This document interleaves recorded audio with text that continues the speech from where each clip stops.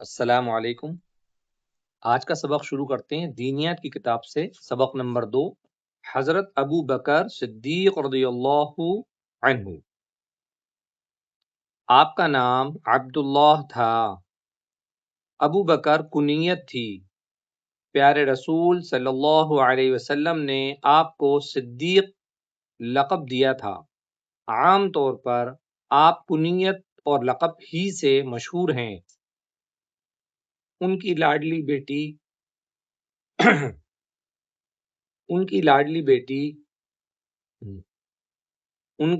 بیٹی حضرت عائشہ رضی اللہ عنہا پیارے رسول صلی اللہ علیہ وسلم کی سب سے زیادہ چہیتی بیوی تھیں۔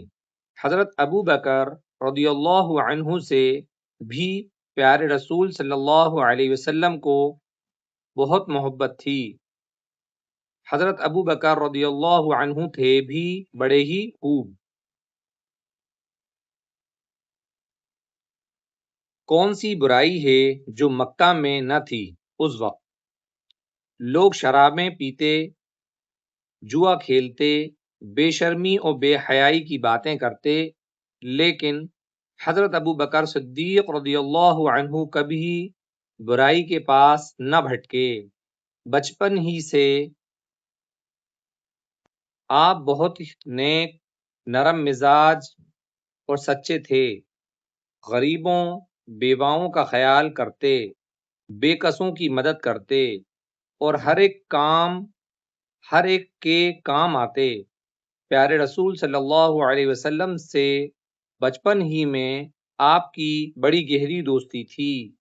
اسلام سے پہلے پیارے رسول صلی اللہ علیہ وسلم کے ساتھ آپ نے تجارتی سفر بھی کیے۔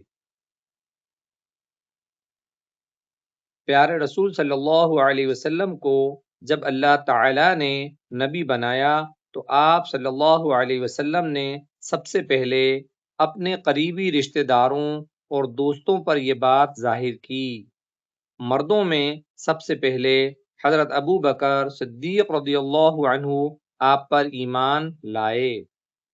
حضرت ابو بکر صدیق رضی اللہ عنہ مکہ کے ایک کھاتے پیتے شریف گھرانے کے آدمی تھے۔